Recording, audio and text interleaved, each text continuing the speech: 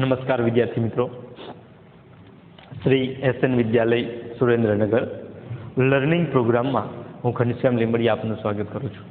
મિત્રો, આપણે અગાઉ વ્યવસ્થા તંત્ર છે તેની લાક્ષણિકતાઓ, એના વિશે જે એના રચના છે કે પ્રક્રિયા છે, એ પ્રક્રિયાના તબક્કાઓ છે, એ તબક્કાઓ વિશે જોયું હતું. આજે આપણે વ્યવસ્થા તંત્રના પ્રકારો અને રૈખિક વ્યવસ્થા તંત્ર છે એ સમજીશું. બરાબર? તો પ્રશ્ન આપણને 5 માર્કની અંદર પૂછાય. મહત્વનો પ્રશ્ન છે કે વ્યવસ્થા તંત્રના પ્રકારો જણાવી રૈખિક વ્યવસ્થા તંત્ર સમજાવો. આવો પ્રશ્ન 5 માર્કની અંદર પૂછાય છે.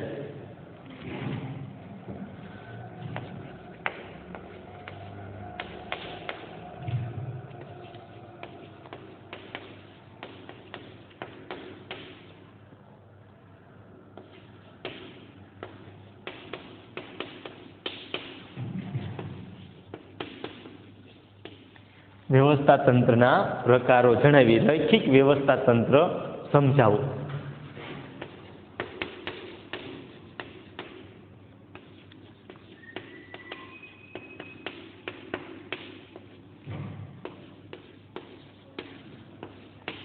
આવો 5 માર્કનો પ્રશ્ન છે આપણને પૂછાઈ શકે છે. તો ચાલો હવે આજે આપણે આ પ્રશ્નને સમજવાનો પ્રયત્ન કરીએ. જ્યાં ધંધાનું કદ નાનું હશે ત્યાંનું વ્યવસ્થા તંત્ર સરળ હોય છે. નાનું હોય તો આપણને ખબર છે વ્યવસ્થા તંત્ર સરળતાથી એની વ્યવસ્થા સંભાળી શકાય. જ્યાં કદ ખૂબ જ મોટું હોય, બરાબર, ધંધાનું કદનો વિસ્તાર છે એ વધતો જાય તેને પ્રવૃત્તિઓનો વિસ્તાર પણ વધે. તમારે નાનું કદ છે ને કોઈ નાના એકમમાં તમને વ્યવસ્થા સંભાળવાની કીધી હોય તો તમે સરળતાથી વ્યવસ્થા સંભાળી શકો. પરંતુ જેમ જેમ કદ મોટું થતું જાય છે તેમ તેમ એની પ્રવૃત્તિઓ જે છે એ પ્રવૃત્તિઓમાં પણ વધારો થતો રહે છે. તેથી અનેક પ્રકારની જે વ્યક્તિઓની સેવાની જરૂરિયાત છે એ ઊભી થાય. આપણે જુદા જુદા ઘણા બધા લોકોની આપણે જરૂરિયાત ઉદ્ભવે, કારણ કે બધી જ વ્યવસ્થા એકલી વ્યક્તિ સંભાળી શકતી નથી. એટલે અનેક પ્રકારની જે વ્યક્તિઓ છે એ વ્યક્તિઓની સેવાની જરૂરિયાત ઊભી થાય છે. જેમ વ્યક્તિઓ વધારે તેમ ત્યાં કાર્યની વહેંચણી કઠિન બને છે. તેમજ વ્યક્તિઓ જે છે એ વ્યક્તિઓ વચ્ચે સત્તા અને જવાબદારીની સોંપણી પણ જટિલ બને છે. કદ નાનું તો તમે સરળતાથી બધી સારી રીતે વ્યવસ્થા છે એ સંભાળી શકો છો.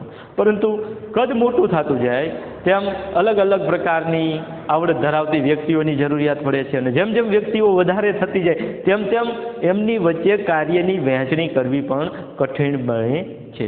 અને વ્યક્તિઓ વચ્ચે સત્તા અને જવાબદારીની સોંપણી પણ જટિલ બનતી જાય છે. અસરકારક સત્તા સોંપણી કરવામાં આવી હોય તો જ વ્યવસ્થા તંત્ર સફળ રહે છે. સારી રીતે સત્તાની સોંપણી કરેલી હોય, અસરકારક રીતે સત્તા વહેંચવામાં આવેલી હોય તો આ વ્યવસ્થા તંત્ર વધારે સફળ બને છે. તો આપણે અહીંયા જે ચર્ચા કરવાની છે વ્યવસ્થા તંત્રના પ્રકારો વિશે, તેમાં આપણે જોઈએ કે વ્યવસ્થા તંત્રના પ્રકારો મુખ્ય કેટલા છે, કયા કયા છે, એની ચર્ચા કરીએ. વ્યવસ્થા તંત્રની અંદર મુખ્ય આપણને 5 પ્રકારો છે એ દર્શાવવામાં આવેલા છે. સારી રીતે તમારે અસરકારક સંચાલન માટે આદર્શ વ્યવસ્થા તંત્ર પર ભાર મૂકવામાં આવે છે. પ્રશ્ન પૂછાય 1 માર્કની અંદર પણ અસરકારક સંચાલન માટે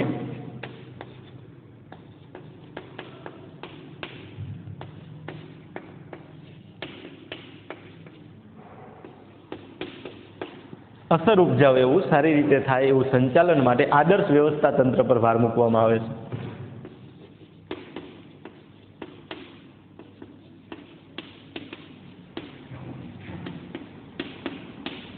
આદર્શ વ્યવસ્થા તંત્ર પર ભાર મૂકવામાં આવે છે.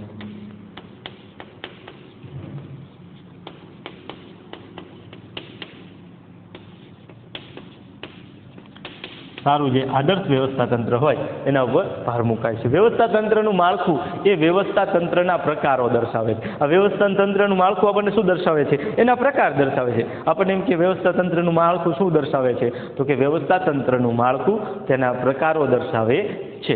ધંધાકીય એકમ જે છે એ ધંધાકીય એકમની અંદર તેનું સ્વરૂપ, કદ અને જવાબદારીના વિભાગીકરણના આધારે વ્યવસ્થા તંત્રના પ્રકાર નક્કી કરવામાં આવે છે.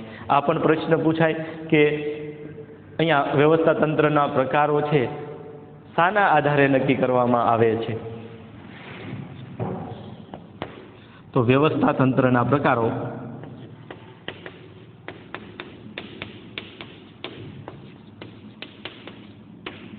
પ્રશ્ન એવો 1 માર્કની અંદર પૂછાય કે વ્યવસ્થા તંત્રના પ્રકારો શાના આધારે નક્કી કરવામાં આવે છે? તો વ્યવસ્થા તંત્રના પ્રકારો છે એ પ્રકારો ધંધાકીય એકમના સ્વરૂપો,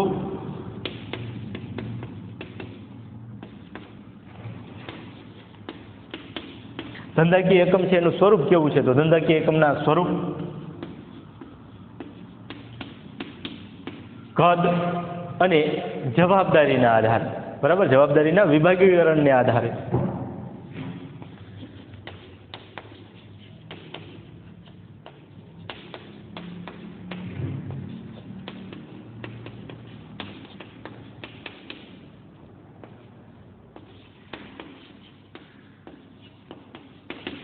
વ્યવસ્થા તંત્રના પ્રકારો ધંધાકીય એકમના સ્વરૂપ, કદ અને જવાબદારીનું જે વિભાગીકરણ કરવામાં આવેલું છે તેના આધારે નક્કી કરવામાં આવે છે. હવે આપણે એના પ્રકારો છે એ પ્રકારો સમજીએ. તો પહેલો પ્રકાર છે રૈખિક વ્યવસ્થા તંત્ર.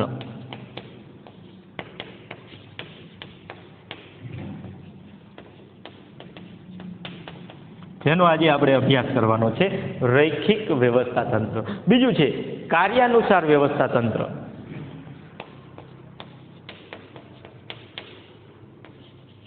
કાર્ય પ્રમાણે કાર્યાનુસાર વ્યવસ્થા તંત્ર.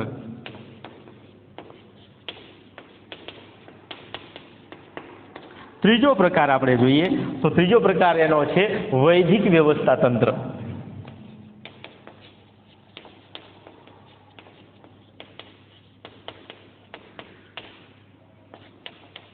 ચોથા પ્રકારની અંદર અવૈધિક વ્યવસ્થા તંત્ર.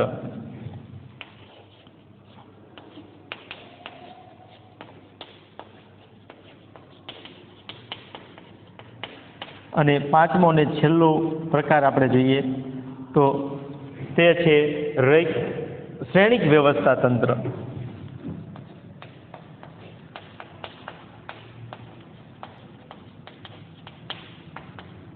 આમ વ્યવસ્થા તંત્ર છે એ વ્યવસ્થા તંત્રના 5 પ્રકારો છે એ પાડવામાં આવેલા છે અને આના આધારે વ્યવસ્થા તંત્ર છે એ રચાય છે. ચાલો હવે આપણે વ્યવસ્થા તંત્રનો અર્થ જોઈએ. વ્યવસ્થા તંત્રનો અર્થ.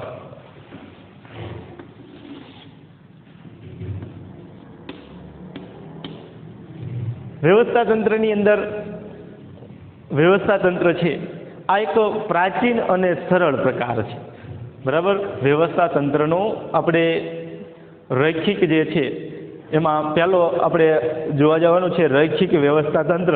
તો રૈખિક વ્યવસ્થા તંત્ર કેવો છે? પ્રાચીન છે અને ખૂબ જ સરળ છે.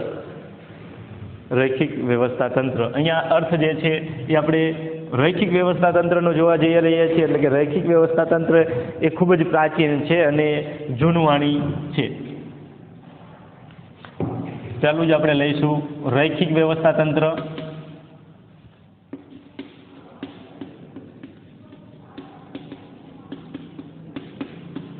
એનો અર્થની અંદર કે છે ખૂબ જ પ્રાચીન છે. આ સ્વરૂપ કેવું છે? ખૂબ જ પ્રાચીન છે. વ્યવસ્થા તંત્રનો આ પ્રકાર, બધા 5 પ્રકારો છે એ 5 પ્રકારમાંથી આ પ્રકાર પ્રાચીન અને સરળ પણ પ્રકાર છે.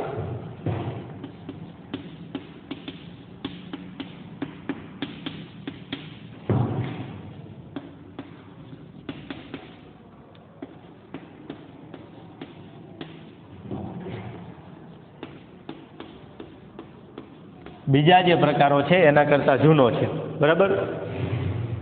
ખૂબ જ પ્રાચીન છે અને સરળ પણ જોવા મળે છે. હવે આપણે આ જે સ્વરૂપ જે છે આની અંદર ચર્ચા કરીએ તો આ વ્યવસ્થા તંત્રની અંદર સામાન્ય રીતે લશ્કરો છે એ લશ્કરોમાં તેનો ઉપયોગ વર્ષોથી થતો આવ્યો છે. તેથી તેને લશ્કરી વ્યવસ્થા તંત્ર પણ કહે છે. આ વ્યવસ્થા તંત્ર છે એનો પહેલાં તો પ્રાચીન અને સરળ છે. લશ્કરમાં તેનો ઉપયોગ વર્ષોથી થતો આવ્યો છે.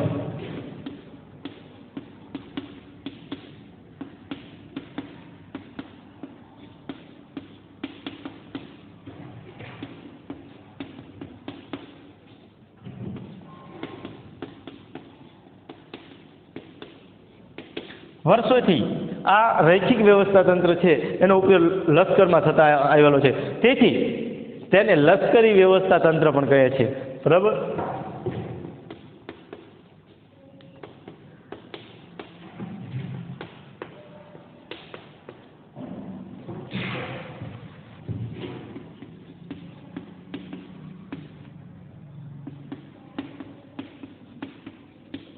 આ ખૂબ જ મહત્વનો પ્રશ્ન છે કે લશ્કરી વ્યવસ્થા તંત્ર કોને કહેવામાં આવે છે? તો કે રૈખિક વ્યવસ્થા તંત્રને લશ્કરી વ્યવસ્થા તંત્ર કહેવામાં આવે, અથવા તો રૈખિક વ્યવસ્થા તંત્રની બીજા કયા નામે ઓળખવામાં આવે છે? તો કે રૈખિક વ્યવસ્થા તંત્રને બીજા લશ્કરી વ્યવસ્થા તંત્ર તરીકે ઓળખવામાં આવે છે, કારણ કે ઘણા સમયથી આનો લશ્કરમાં ઉપયોગ થતો આવ્યો છે.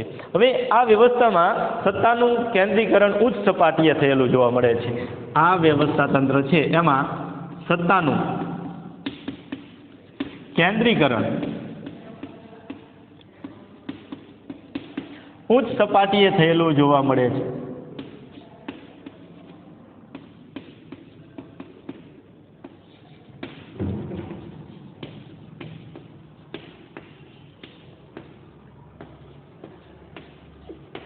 ઉચ્ચ સપાટીએ કેન્દ્રિત થયેલી આ સત્તા જોવા મળે છે, એટલે કે સત્તાનું કેન્દ્રીકરણ ઉચ્ચ સપાટીએ થયેલું જોવા મળે છે. તેમાં સત્તા અને જવાબદારીની વહેંચણી સીધી રેખામાં થયેલી ઉપરથી નીચેની સપાટી, ઉપલી સપાટીથી નીચલી સપાટી તરફ થાય છે. એટલે સોંપણી છે એ રૈખિક રીતે થાય છે. હવે સત્તા સોંપણીની વાત, તો કે સત્તા સોંપણી છે એ ઉપરની સપાટીથી નીચેની સપાટી તરફ થાય છે, એટલા માટે તે સોંપણી રૈખિક રીતે થાય છે. બરાબર, ખાસ ધ્યાન રાખજો.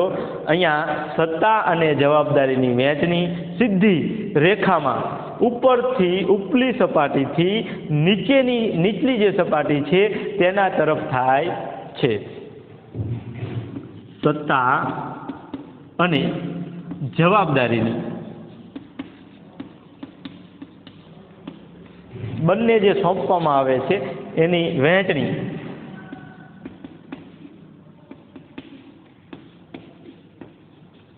સીધી ઉપલી સપાટીથી, બરાબર, વહેંચણી સીધી રેખામાં થાય છે અને સીધી રેખામાં ઉપરથી નીચે તરફ આવે છે.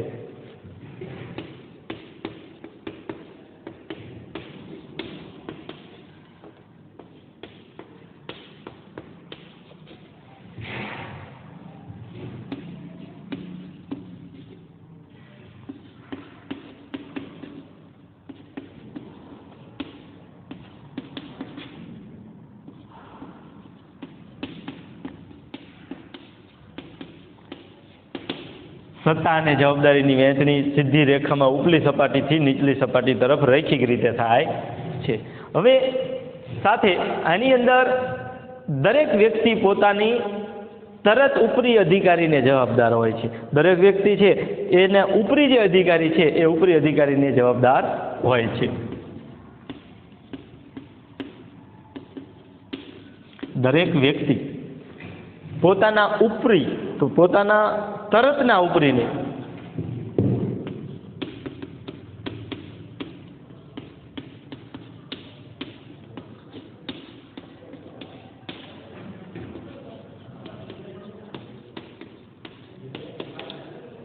દરેક વ્યક્તિ પોતાના તરતના ઉપરી, દરેક વ્યક્તિ પોતાના તરતના ઉપરીને જવાબદાર હોય છે, એટલે કે ઉપરી અધિકારી જે છે એને જવાબદાર હોય છે. આ વ્યવસ્થા તંત્રમાં જેમ જેમ સ્થાન ઊંચું તેમ તેમ સત્તા વધારે, અને જેમ જેમ નીચું તેમ સત્તા ઓછી. એટલે કે આ પ્રમાણે વ્યક્તિઓના સ્થાન વચ્ચે સીધો સંબંધ જોવા મળે છે. વ્યક્તિઓના જે સ્થાન છે એ વ્યક્તિઓના સ્થાન વિશે આની અંદર સીધો સંબંધ જોવા મળે છે. હવે ખાસ તો જેમ સ્થાન ઊંચું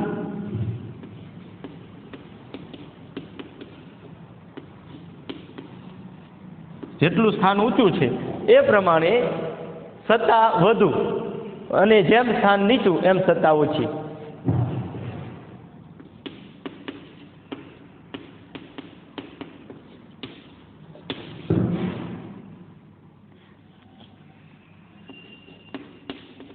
અને જેમ સ્થાન નીચું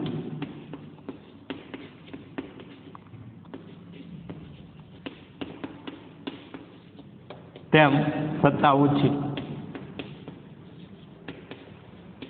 આ રીતે સત્તાના પ્રમાણે, સત્તા જે રીતે આપવામાં આવી છે એ સત્તાના પ્રમાણે અને વ્યક્તિઓના સ્થાન વચ્ચે સીધો સંબંધ જોવા મળે છે. સત્તા અને વ્યક્તિના સ્થાન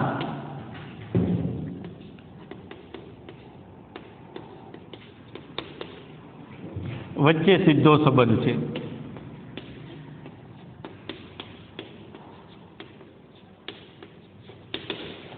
જેમ તમે એનું સ્થાન વધારે ઊંચું છે તેમ એની જવાબદારી વધારે છે, સત્તા વધારે છે, અને જેમ સ્થાન નીચું છે તેમ સત્તા ઓછી છે. આમ સત્તાના પ્રમાણ અને વ્યક્તિઓના સ્થાન વચ્ચે સીધો સંબંધ જોવા મળે છે.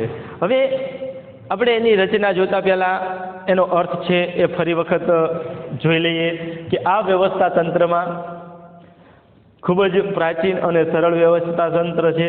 લશ્કરમાં તેનો ઉપયોગ વર્ષોથી થતો આવ્યો છે. તેથી તેને લશ્કરી વ્યવસ્થા તંત્ર પણ કહે છે. સત્તાનું કેન્દ્રીકરણ ઉચ્ચ સપાટીએ થયેલું જોવા મળે છે. સત્તા ઉચ્ચ સપાટીએ જોવા મળે છે. સત્તા અને જવાબદારીની વહેંચણી સીધી રેખામાં ઉપલી સપાટીથી નીચેની સપાટી તરફ રૈખિક રીતે થાય છે. દરેક વ્યક્તિ પોતાનો ઉપરી જે અધિકારી છે એ ઉપરી અધિકારીને જવાબદાર હોય છે. જેમ સ્થાન ઊંચું તેમ સત્તા વધારે છે, અને જેમ સ્થાન નીચું તેમ સત્તા ઓછી છે. એટલે કે સત્તા અને વ્યક્તિના સ્થાન વચ્ચે સીધો સંબંધ જોવા મળે છે. હવે ખાસ યાદ રાખવાનું એની અંદર મુદ્દાની અંદર જોઈએ તો કે આ ખૂબ જ પ્રાચીન અને સૌથી સરળ પ્રકાર છે. કેવો છે? પ્રાચીન, ખૂબ જ જૂનો છે અને સૌથી પ્રાચીન છે. ઘણા વર્ષોથી લશ્કરમાં તેનો ખૂબ જ બહોળા પ્રમાણમાં ઉપયોગ થતો આવે છે. એટલા માટે તેને આપણે આ વ્યવસ્થા તંત્રને લશ્કરી વ્યવસ્થા તંત્ર પણ કહેવાય છે. કારણ કે બહોળા પ્રમાણમાં, મોટા પ્રમાણમાં વર્ષોથી લશ્કરમાં તેનો ઉપયોગ થતો આવ્યો છે. આ પ્રકારના વ્યવસ્થા તંત્રમાં સત્તાનું કેન્દ્રીકરણ ઉચ્ચ સપાટી એ થયેલું જોવા મળે છે. સત્તા ક્યાં કેન્દ્રિત થયેલી છે? ઊંચી સપાટીએ કેન્દ્રિત થયેલી છે. અને જવાબદારીની વહેંચણી સીધી રેખામાં ઉચ્ચ સપાટીથી તળ સપાટી તરફ કરવામાં આવે છે. ઉચ્ચ સપાટી છે અહીંયાથી તળ સપાટી તરફ સત્તા અને જવાબદારીની વહેંચણી કરવામાં આવે છે. તેમાં ઉપરી જે અધિકારીઓ છે એ ઉપરથી નીચે તરફ એક રેખા હોય, એ રેખાના પ્રમાણમાં સત્તા સીધી રેખામાં આ સત્તા છે અને સોંપવામાં આવતી હોવાથી તેને રૈખિક વ્યવસ્થા તંત્ર પણ કહે છે. અહીંયા આપણે બીજું આવ્યું, આપણે રૈખિક વ્યવસ્થા તંત્ર તેને શા માટે કહેવામાં આવે છે? તો કે સત્તાની જે જવાબદારી છે એ સીધી રેખામાં થાય છે, ઉપરથી નીચેની સપાટી તરફ સીધી રેખામાં થતી હોવાથી તેને રૈખિક વ્યવસ્થા તંત્ર કહે છે. તેમાં દરેક કર્મચારીઓની તેના ઉપરીને જવાબદાર હોય છે. જે કર્મચારી છે એને ઉપર કોણ છે એને જવાબદાર બનવાનું રહે છે અને જવાબ આપવાનો હોય છે. આ પ્રકારના વ્યવસ્થા તંત્રમાં ઉચ્ચ સ્થાન પ્રમાણમાં વધુ સત્તા અને નીચેના સ્થાને ઓછી સત્તા હોય છે. બરાબર, ઊંચા સ્થાને તેમ સત્તા વધુ હોય છે, જેમ સ્થાન નીચું તેમ સત્તા ઓછી હોય છે. એટલે કે સત્તા અને વ્યક્તિના સ્થાન વિશે સીધો સંબંધ જોવા મળે છે. ચાલો હવે ત્યારબાદ આપણે તેની રચના જોઈએ. વ્યવસ્થા તંત્રનો અર્થ આપણે જોયો, અર્થ જોયા પછી તેની રચનાની અંદર આપણે વાત કરીએ તો વ્યવસ્થા તંત્ર જે છે એ સમગ્ર એકમના જુદા જુદા વિભાગોમાં વહેંચાયેલું હોય છે. હવે અત્યારે આપણે કાઢી નાખીએ. વ્યવસ્થા તંત્ર છે એ વ્યવસ્થા તંત્રની અંદર રૈખિક વ્યવસ્થા તંત્રની પ્રાયોગિક માહિતી મેળવી, એના પ્રકારો જોયા, પછી તેનો અર્થ જોયો. હવે તેની રૈખિક વ્યવસ્થા તંત્રની જે રચના છે તેની ચર્ચા કરીએ.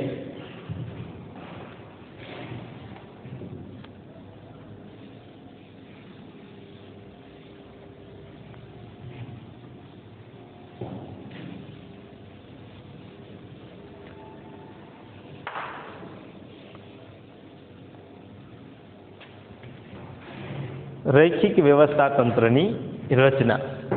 પ્રશ્ન આ જ છે આપણો, બરાબર. વ્યવસ્થા તંત્રના પ્રકાર જણાવી, રૈખિક વ્યવસ્થા તંત્ર સમજાવો. હવે રૈખિક વ્યવસ્થા તંત્રની રચના.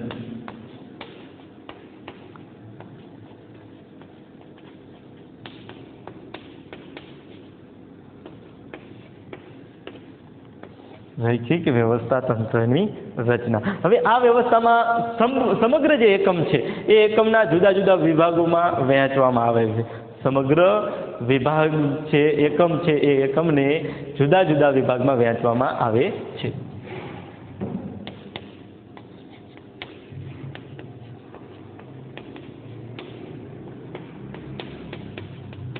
આ વ્યવસ્થા તંત્રમાં સમગ્ર એકમના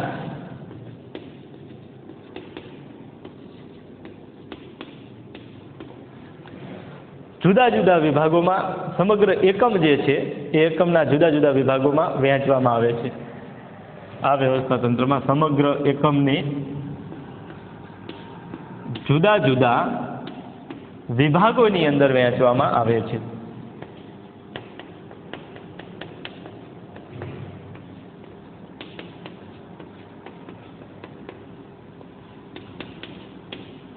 અલગ અલગ વિભાગની અંદર આને વહેંચેલું હોય છે. દરેક વિભાગ માટે વિભાગીય વડાઈની નિમણૂક કરવામાં આવે છે. અલગ અલગ આ આખો વિભાગ છે એ આખા સમગ્ર એકમ છે, સમગ્ર એકમને જુદા જુદા વિભાગમાં વહેંચી દે છે. અને આની અંદર જે વિભાગ હોય, અલગ અલગ જે વિભાગ છે, દરેક વિભાગ માટે વિભાગીય વડાઈની નિમણૂક કરવામાં આવે છે.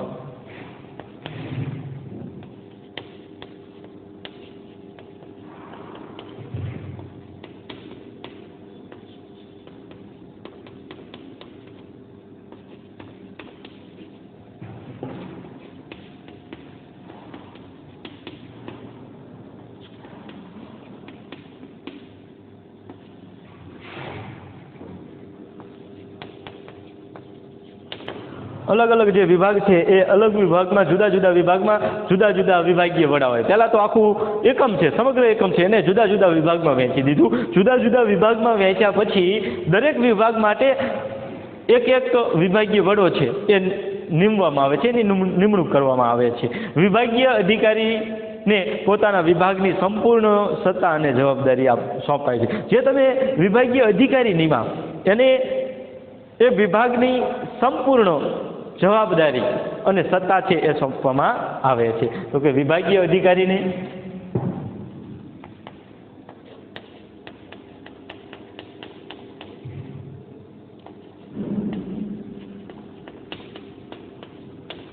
તેનો જે વિભાગ છે એ વિભાગની પોતાના વિભાગની સંપૂર્ણ સત્તા અને જવાબદારી સોંપાય છે.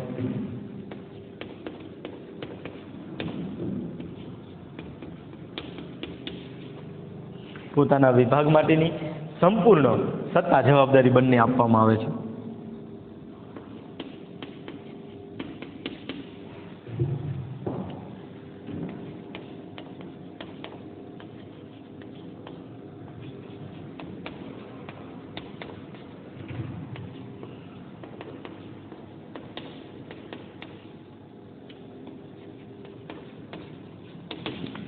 પહેલું તો જુદા જુદા એકમમાં વહેંચી દેવાનું. જુદા જુદા એકમની અંદર, વિભાગની અંદર એને વિભાગોમાં એકમને વહેંચ્યું છે. ત્યારબાદ એના વિભાગીય વડાની નિમણૂક થાય. વિભાગીય વડાની નિમણૂક કર્યા પછી જે વિભાગીય અધિકારી છે, જેની વડાની નિમણૂક કરવામાં આવી છે, એને પોતાના વિભાગની સંપૂર્ણ જવાબદારી અને સત્તા છે એને સોંપવામાં આવે છે. વિભાગીય અધિકારીઓ સમકક્ષ અને સ્વતંત્ર હોય છે. વિભાગીય અધિકારીઓ, અલગ અલગ વિભાગ છે, એ વિભાગના જુદા જુદા જે અધિકારીઓ છે એ સ્વતંત્ર છે, પોતાની રીતે કેવા છે? સ્વતંત્ર છે, અને પોતાની રીતે સ્વતંત્ર રીતે કાર્ય કરી શકે છે. અને અલગ અલગ જે વિભાગના અધિકારીઓ, જુદા જુદા જે અધિકારીઓ છે એ પોતાના ક્ષેત્રની અંદર સ્વતંત્ર છે અને બીજા વિભાગના અધિકારી સાથે એ સમકક્ષ છે. તો વિભાગીય અધિકારીઓ સમકક્ષ અને સ્વતંત્ર હોય છે.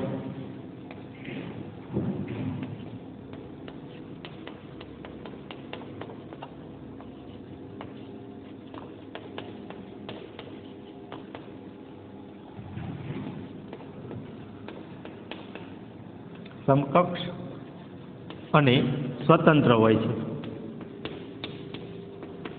પોતાના વિભાગ પૂરતા કાર્ય કરવા માટે પોતાનો જે વિભાગ છે એ વિભાગની અંદર કાર્ય કરવા માટે તે સ્વતંત્ર હોય છે.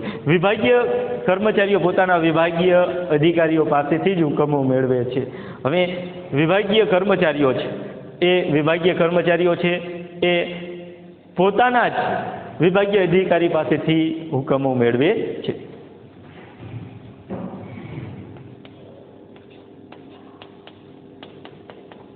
વિભાગીય કર્મચારીઓ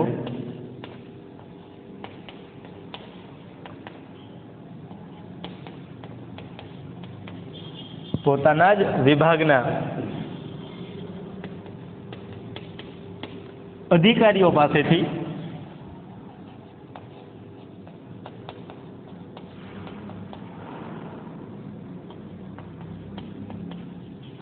પોતાના જ વિભાગનો જે અધિકારી છે એ અધિકારી પાસેથી હુકમો મેળવે છે.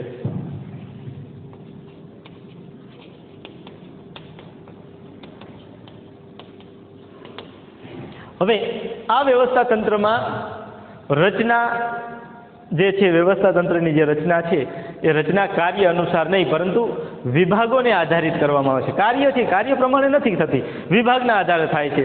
તેથી તેને વિભાગીય વ્યવસ્થા તંત્ર તરીકે પણ ઓળખવામાં આવે છે. પહેલું અહીંયા આપણને કીધું હતું કે રૈખિક વ્યવસ્થા તંત્ર છે એને લશ્કરી વ્યવસ્થા તંત્ર કહેવાય છે અને અહીંયા કાર્ય પ્રમાણે વહેંચણી નથી થતી એટલે તેને વિભાગીય અધિકારી પાસેથી આ અલગ અલગ વિભાગ પાડવામાં આવે છે. વિભાગ પ્રમાણે કાર્યની વહેંચણી થાય છે એટલે વિભાગીય વ્યવસ્થા તંત્ર પણ કહે છે.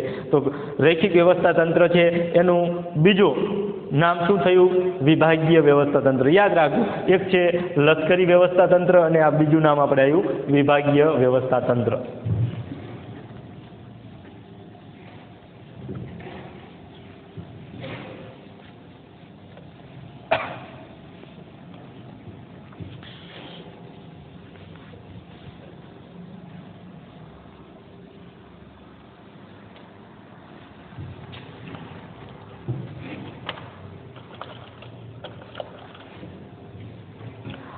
આ વ્યવસ્થા તંત્રનું જે રચના છે એ રચના કાર્ય અનુસાર નહીં પરંતુ વિભાગ અનુસાર કરવામાં આવે છે.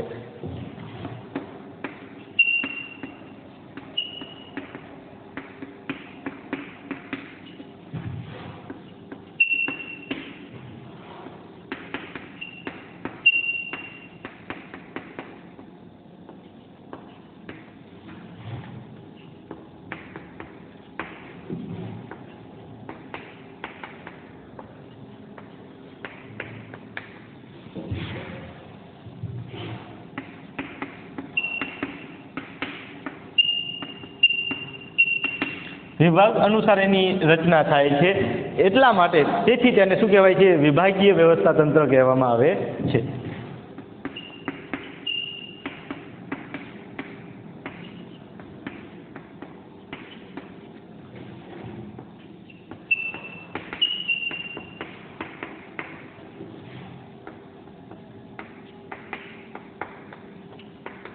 આના નામ યાદ રાખજો. વ્યવસ્થા તંત્રના બીજા કયા નામે ઓળખવામાં આવે છે? તો અગાઉ લશ્કરી વ્યવસ્થા તંત્ર અને વિભાગીય વ્યવસ્થા તંત્ર તરીકે ઓળખવામાં આવે છે. હવે આપણે આને એક રૈખિક વ્યવસ્થા તંત્ર છે એને ચાર્ટ દ્વારા સમજવાનો પ્રયત્ન કરીએ કે રૈખિક વ્યવસ્થા તંત્ર શું છે.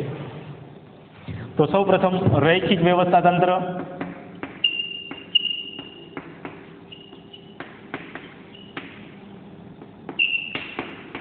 રૈખિક વ્યવસ્થા તંત્ર છે આપણું. હવે રૈખિક વ્યવસ્થા તંત્રની અંદર સર્વોચ્ચ ટોચ પર સંચાલક મંડળ હોય.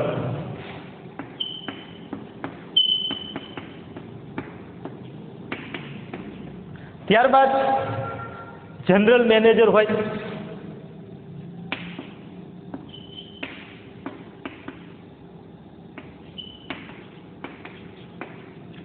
જનરલ મેનેજર પછી એના જુદા જુદા વિભાગો હોય. જનરલ મેનેજર છે એ જનરલ મેનેજર પછી શું છે? એના અલગ અલગ વિભાગો છે. જે એકમને જે વિભાગો લાગુ પડતા હોય એ પ્રમાણે એના જુદા જુદા વિભાગો છે એ આપવામાં આવેલા છે. હવે આ વિભાગોની અંદર આપણે જોવા જઈએ તો જનરલ મેનેજર પછી ઉત્પાદન વિભાગ, વહીવટી વિભાગ અને વેચાણ વિભાગ એવા 3 વિભાગની અંદર આ છે એને આપણે વહેંચી દેવામાં આવે છે.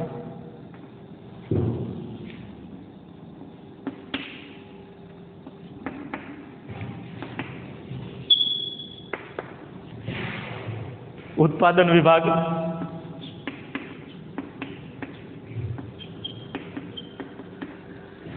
ત્યારબાદ વહીવટી વિભાગ,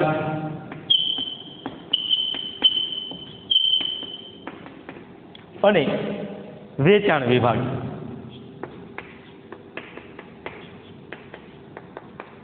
હવે આ બાજુ ઉત્પાદન વિભાગ છે એ ઉત્પાદન વિભાગને બે વિભાગમાં વહેંચેલું છે, તો કે ખરીદ અધિકારી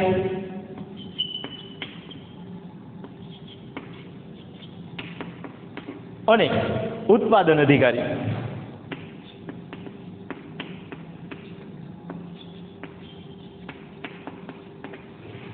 ખરીદ અધિકારી જે છે એ ખરીદ અધિકારીને પાછા એક વિભાગની અંદર વહેંચેલ છે. ખરીદ અધિકારી છે તેને આપણે કારકુન અને ઉત્પાદન અધિકારી છે એને અંદર સુપરવાઇઝર. ખરીદ અધિકારીની અંદર કારકુન,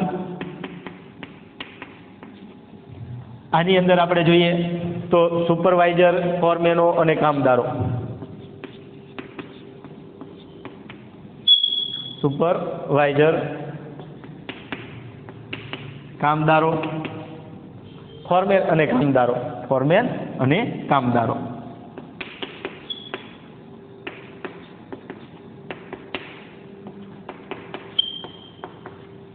વહીવટી વિભાગની અંદર વાત કરીએ તો વહીવટી વિભાગની અંદર પણ વહીવટી અધિકારી, હિસાબી અધિકારી હોય છે.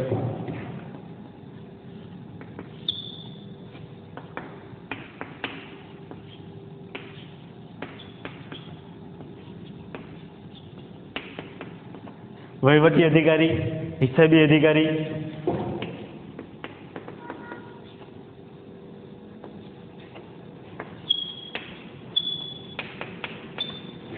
વહીવટી અધિકારી છે એ વહીવટી અધિકારીમાં કારકુન અને હિસાબી અધિકારીની અંદર પણ કારકુન.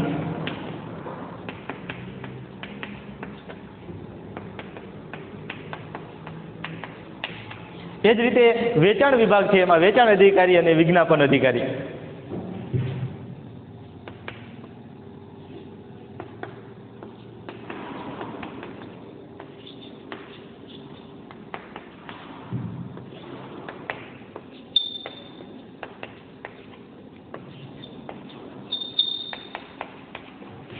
વેચાણ વિભાગમાં વેચાણ અધિકારી, વિજ્ઞાપન અધિકારી, સેલ્સમેન અને કર્મચારીઓ. આની અંદર આવશે સેલ્સમેન અને વિજ્ઞાપન અધિકારીની અંદર આવશે કર્મચારીઓ. આ રીતે એની રચના કરવામાં આવે છે. આ પ્રમાણે શું થાય છે? રચના. હવે સૌ પ્રથમ આખો આપણો ચાર્ટ છે, ચાર્ટને વ્યવસ્થા તંત્રનું સંચાલક મંડળ છે એને સમજવાનો પ્રયત્ન કરીએ. અહીંથી જો આ વ્યવસ્થા તંત્રમાં સમગ્ર એકમને જુદા જુદા વિભાગમાં વહેંચવામાં આવે. આ સમગ્ર એકમ છે, બરાબર, એને જુદા જુદા વિભાગની અંદર શું કરવામાં આવે છે? વહેંચવામાં આવે છે. આખી રચના સમજો. પહેલો મુદ્દો આવ્યો કે આ વ્યવસ્થા તંત્રને આપણે જુદા જુદા વિભાગોની અંદર વહેંચવામાં આવે છે, જેમ કે ઉત્પાદન વિભાગ, વહીવટી વિભાગ, વેચાણ વિભાગ, આમ અલગ અલગ વિભાગની અંદર વહેંચવામાં આવે છે. બીજા મુદ્દાની વાત કરો તો કે દરેક વિભાગ માટે વિભાગીય વડાની નિમણૂક કરવામાં આવે છે. હવે આ દરેક વિભાગ છે, દાખલા તરીકે ઉત્પાદન વિભાગ છે, બરાબર, તો એના અંદર વહીવટી અધિકારીઓ છે એની નિમણૂક કરવામાં આવે. તો આમાં ખરીદ અધિકારી, ઉત્પાદન અધિકારી, અધિકારીઓની નિમણૂક થઈ. ત્યારબાદ આગળ જોઈએ તો એની અંદર પણ અધિકારીઓ આવશે, તો કે વહીવટી અધિકારી અને હિસાબી અધિકારી, વેચાણ અધિકારી અને વિજ્ઞાપન અધિકારી. દરેક વિભાગની અંદર અધિકારીઓ છે એ અધિકારીઓની નિમણૂક કરવામાં આવે છે. બીજો મુદ્દાની અંદર આપણે જો દરેક વિભાગ માટે વિભાગીય વડાની નિમણૂક કરવામાં આવશે. આ ચાર્ટના આધારે જ એની રચના તમે લખી શકો. પહેલાં તો આખા એકમને જુદા જુદા વિભાગમાં વહેંચી દીધું. બીજું કે જે વિભાગ વહેંચ્યો છે એ વિભાગની અંદર દરેક વિભાગમાં માટે વિભાગીય વડાની નિમણૂક કરી. આ બધા વિભાગીય વડાઓ છે, જે વિભાગો બનાવ્યા એ બધા માટે વિભાગીય વડાની નિમણૂક કરવામાં આવી છે. ત્યારબાદ રચનાનો મુદ્દા નંબર 3 જુઓ કે વિભાગીય અધિકારીઓને પોતાના વિભાગની સંપૂર્ણ સત્તા અને જવાબદારી સોંપવામાં આવે છે. દાખલા તરીકે આ ખરીદ અધિકારી છે તો એનો પોતાના વિભાગની સંપૂર્ણ જવાબદારી એની અને સત્તા પણ એની છે. ઉત્પાદન હોય અધિકારી છે તો એના વિભાગ માટેની સંપૂર્ણ સત્તા અને જવાબદારી એને સોંપેલી હોય છે. એટલે જે તે વિભાગમાં અધિકારીઓ નીમવામાં આવે છે પહેલાં તો સૌપ્રથમ કે આખા એકમને અલગ અલગ વિભાગમાં વહેંચી દેવામાં આવે છે. વહેંચ્યા બાદ જે તે વિભાગના અધિકારીઓ નીમવામાં આવે છે. અધિકારીઓ નીમ્યા પછી અધિકારીઓને જે તે પોતાના વિભાગની સંપૂર્ણ સત્તા અને જવાબદારી સોંપવામાં આવે છે. ત્યારબાદ વિભાગીય અધિકારીઓ સમકક્ષ અને સ્વતંત્ર હોય છે. આ વિભાગીય અધિકારીઓ છે સમકક્ષ, એક કક્ષાના છે. આ બધા જ એક કક્ષામાં આવેલા અધિકારીઓ છે અને પોતાના વિભાગ માટે સ્વતંત્ર છે. વિભાગીય અધિકારીઓ જો એક અધિકારીઓ ઉપર નીચે નથી જોવા મળે, એક જ કક્ષાની અંદર બધા અધિકારીઓ આવ્યા. વિભાગીય અધિકારીઓ કેવા હોય છે? સમકક્ષ હોય છે અને પોતાની રીતે સ્વતંત્ર છે. આગળ જુઓ, વિભાગીય કર્મચારીઓ પોતાના જ વિભાગના અધિકારીઓ પાસેથી હુકમો મેળવે છે. વિભાગીય કર્મચારીઓ, આ બધા વિભાગીય કર્મચારીઓ છે, તો એ પોતાના જ વિભાગના અધિકારી પાસેથી કાર્ય મેળવે છે, એટલે કે અધિકારીઓ પાસેથી હુકમ મેળવે છે. આને કામદાર છે એ તો પોતાના જ વિભાગનો જે અધિકારી કે ઉપરી જે છે એની પાસેથી જ એને હુકમ મેળવવાનો હોય. અહીંયા ઉત્પાદન અધિકારી છે, બરાબર, તો એની પાસે એમને હુકમો નહીં મેળવવાની. એને ખરીદ અધિકારી પાસે કે વહીવટી અધિકારી પાસે જવાની જરૂર હોતી નથી. એટલે પોતાનો જે વિભાગ છે એ વિભાગના અધિકારી પાસેથી જ એને હુકમો મેળવવાના હોય છે. તો મિત્રો, અહીંયા એની રચના વિશે તમને પૂરતો ખ્યાલ આવ્યો છે એવી આશા રાખું છું. નેક્સ્ટ વિડીયોમાં આજે આપણો અધૂરો પ્રશ્ન છે, વ્યવસ્થા તંત્રના પ્રકારો જણાવી, રૈખિક વ્યવસ્થા તંત્ર સમજાવો, જે થોડુંક એમાં બાકી છે એની ચર્ચા આવતા વિડીયોમાં કરશું. વિડીયો બહુ લાંબો થઈ જાય તેમ છે, એટલે અહીંયા રચના સુધી આપણે રાખીએ. તો આજે જે કંઈ માહિતી આપવામાં આવી તેનો તમને પૂરતો ખ્યાલ આવ્યો છે એવી આશા રાખું છું. નેક્સ્ટ વિડીયોમાં ફરી વખત મળીશું. આભાર.